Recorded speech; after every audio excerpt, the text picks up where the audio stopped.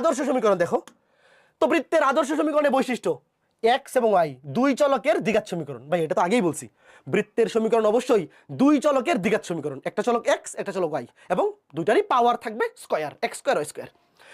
এই দেখো x square এবং ওয়াই স্কয়ারের সহগ দিয়ে 1 হবে ভাইয়া, মনে আছে ভাইয়া? বৃত্তের সমীকরণ হওয়ার জন্য অবশ্যই এক্স স্কয়ার এবং ওয়াই স্কয়ারের সহগ সমান হইতে হবে, তবে আদর্শ সমীকরণ হওয়ার জন্য অবশ্যই দুটো 1 হইতে হবে। ধরো বৃত্তের সমীকরণ একটু পরেই আমরা দেখব, এরকমও হইতে পারে যে এক্স স্কয়ারের সহগ 2 ওয়াই স্কয়ারের সহগ 2, দুইটা সমান হইলেই বৃত্ত হবে, তবে আদর্শ বৃত্তে অবশ্যই সেটা 1 হইতে হবে। তো সেই ক্ষেত্রে যদি আমি আদর্শ বানাতে চাই কি করতে হবে? 2 দিয়ে ভাগ করে দিলেই হবে। একটু পরেই দেখবো এক্স ওয়াই যুক্ত পদ থাকে না, দেখো তাহলে এখানে কিন্তু নতুন কিছু নাই ভাইয়া। বৃত্তের সমীকরণে এক্স ওয়াই যুক্ত পদ থাকবে না, এটা তো আমরা একদম শুরুতেই দেখে আসছি। তো নতুন জিনিস যে শিখলাম যে এটা হচ্ছে আদর্শ সমীকরণ, আদর্শ সমীকরণে এক্স স্কয়ার এবং ওয়াই স্কয়ার এদের সহগ হবে 1।